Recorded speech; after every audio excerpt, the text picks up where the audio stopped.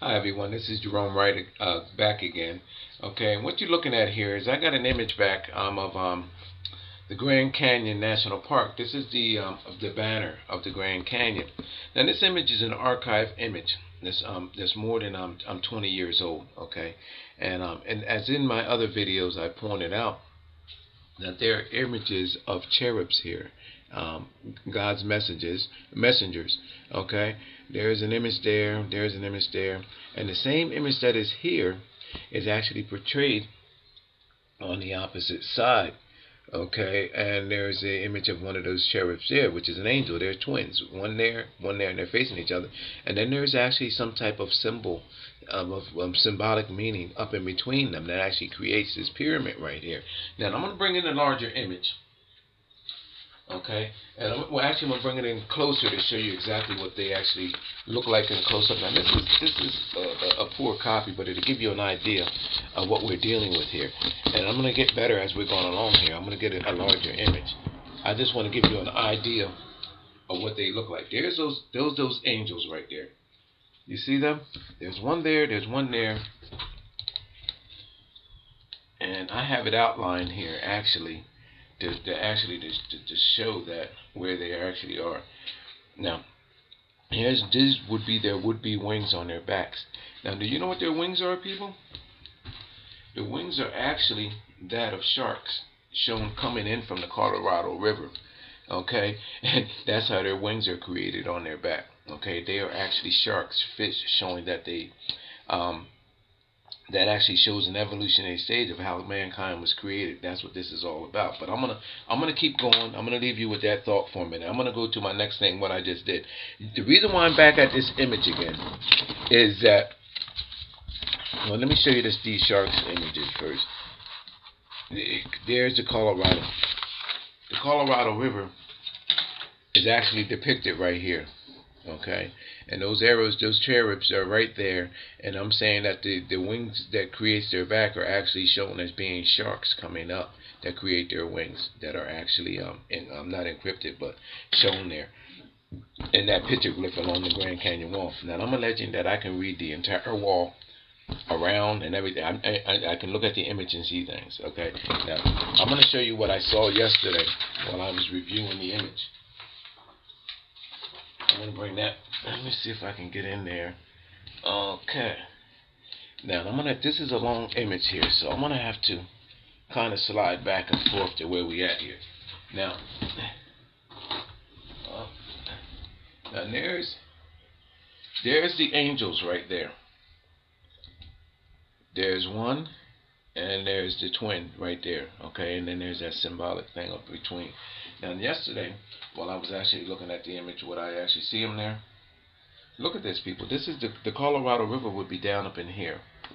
Look at that. Look at this symbol up in the main end. Look at this, how this actually goes up. Let me see if I can put a little bit more light to that without getting the glare. I get that glare. That's what's messing me up here. I'm gonna try to turn it that way.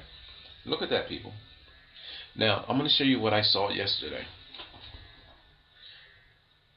and I'm gonna try to get in as close as possible. Now, I don't know how much of that you can possibly see. Is that too much light for you? I'm going to turn it that way until I can get that glare out of there. Okay, I'm going to show you what I actually saw in this image. And I'm going to back it up a little bit to right about there. Look at this, people, and what I saw. I'm sitting there as clear as day.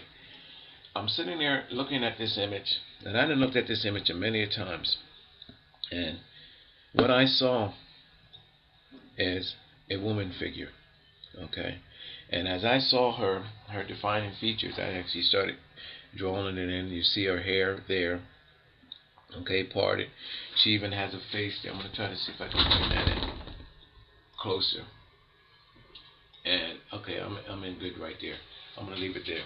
And what I actually saw with her is that she had outstretched arms. It shows how her arms is bent in. And her hand disappears into the creature. As I'm starting to draw these creatures now, I'm realizing what they are already because I've seen them in other encrypted artist paintings, and I've seen them in other areas and other discoveries of mine. This here, people, is the mouth of what looks like a horse. But back then it was actually described as a duck-billed dinosaur, which actually I believe the horse actually came from, which I don't know for sure, but I see in other images like this where there was actually like a not a husk, but a hardened substance like bone material there. I forget what you got, like a bill right there. Okay. And then out of the side of the horse, the duck-billed dinosaur's face there is a worm shown coming out, and with the head on it coming out, and then there's like a serpent-like snake over here, like an eel-like being coming down, and which I colored these in. I added the color to these people, by the way, so you can actually see it. Over here, over top of the woman's head, is a pterodactyl. Showing, you seeing how I filled in the bill of the pterodactyl and gave it somewhat like teeth that actually comes down. Up there, there's are we up high enough? Well, I'm gonna continue to go over. All right. Then coming from the Colorado River side is shown depicted on the canyon wall is like a serpent-like creature with a image of a being, a reptilian being on the back of that. Okay, merging from that, and you can see this serpent-like creature. Notice how the woman's hand goes into the serpent's mouth, and the serpent actually tongue is out, showing that there's an exchange of DNA.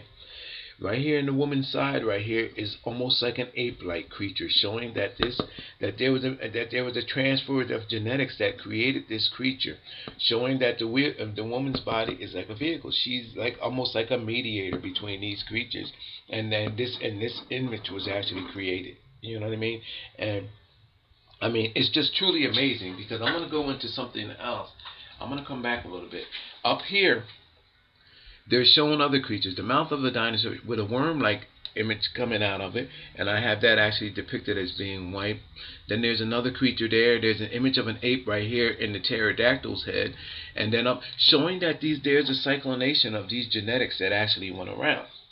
Now, as strange as that may sound, now I drew that image, and then when I was online, I was searching for other images pertaining to I was drawn to the Shroud of Turin, which I've actually can read into just like this as well too. So I was searching online, and I was saying to myself, I'm going to look at this for the Shroud of Turin, and I ended up being directed to the Lost Book of Nostradamus, which my paranormal experience and encounter sometimes leads me to do. So when I go to the Lost Book of Nostradamus, people, I actually stop on this image right here. When I go to the Lost Book of Nostradamus, I stop on this right here. Okay, this is the page taken from the Lost Book of Nostradamus. Now, when I saw that image, I said that this image is almost mirroring that of what I made here. And how I knew that, I was instinctively drawn to that, is because I said to myself, here we have a unique horse, which is actually depicted as being a unicorn, okay, which is a mythical horse, so they say, I don't know. There's the woman, and I already know that the image of the Pope represents that of the reptile through my other previous discoveries. So, having that knowledge already in mind, basically all I had to do, if I can find an ink pen here, basically all I had to do was find these other creatures. I said if I'm right, then all of these other creatures depicted right there would actually be encrypted in here. So what I did is I looked at the image for a minute. I didn't see anything, and then I said, well, where would these creatures be at? And they're not shown in the Pope. There's only one creature here that represents ancient bloodline. Well, besides the Pope, the reptilian thing, but I already know where that is. I'm going to go, and that's the unicorn. He represents the genetics of these beings seen here, and that's why you see that these genetics are going shown and running up into the horse, and this is what is being present today. Let me show you something right quick so you can see this, people. First of all, I got the whole head of the horse here. Let me come up, where is that first being at? Okay, there is, I'm drawing it upside down here. You know, this is going to be screwed up here, and I'm going to be running out of time. Alright, I'm going to show you something here, people. Up here in the horse's head, there's an image of a man right there. Okay? Right there. Then you come down. Look at this, people. Here, there's the open mouth of a reptile-like creature there. Okay, now this is from the Lost Book of Nostradamus now, mind you. Then, look at this. Here's an image of the witch-like woman, which I dub as the mother of creation, showing her nose coming out. And then, people, wherever the mother of creation is, there's her chin here. There's her eye. Wherever the mother of creation is, there's the image of the ape. There's the two nostrils of the ape. There's the eye socket. And it shows us, and it continues to keep going down, people. I can continue to go down, but look at this. There's the lips there. That serpent-like creature. Look at the nose. Okay. Look how this, the horse's body is actually encrypted with messages. Now, there's something else about this. I've discovered that along inside of here, there are seemingly writings right here, right in there, and symbols, symbolizations on the horse's underbelly. Right in there, there's writings in there, and coming across this way as well too. Another symbol. I don't know what they have or have any meaning. I'll leave that up to the scholars, because that's not in my field of work, and I'm doing so much already bringing these images to you. Now, the Pope, if you notice here, how much time do I have left? Okay, the Pope has a bunch of crosses there. What I'm telling you, that Christianity is supposedly don't even know what their own cross represents. And for the first time you hear it from me, is that I've discovered, because I know where the symbol of the cross actually, the origin of the symbol of the cross came from, is represents the cross-referencing of genetics. That's what the cross means. Okay? And I'm alleging that the Vatican is, in fact, the cross-referencing point of an ancient genetics that actually began with reptilians, okay, that evolved right here on our planet. I know the origins of from where they came from. They evolved actually from space. I know the story of it. I know where they came from. I know what bloodlines were affected. I know what they're doing now. They're destroying bloodlines, which originated from the ape, meaning in Africa. So I'm actually stating that the African bloodline is being destroyed, and there's a whole lot more that I want to go into, but I mean, it looks like I'm running out of time right here. But what they're doing is they're cycling these genetics back in, and it's showing how they're being manipulated. And I'm saying that all of our world's clergy, and this is what Christianity is about. It's about the maintenance, the recyclination, and the creation of new genetics. And what I'm alleging now is that they're running these genetics. They came from a path, they came from an origin here, and now they're being ran back into and recycled back into humans to create other species of life forms. Now, I'm telling you right now that this is no different than what Adolf Hitler was trying to do to create a superior race. Adolf Hitler was doing the same exact thing that he knew about. These origins, people, are the same exact thing.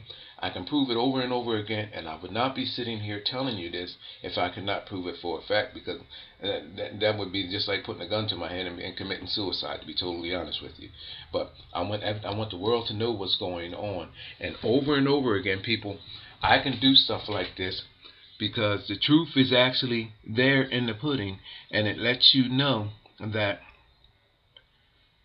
I am on to something huge here. All of these ancient paintings, structures, and all that have these crazy looks to them, and but you seem to somewhat identify with them.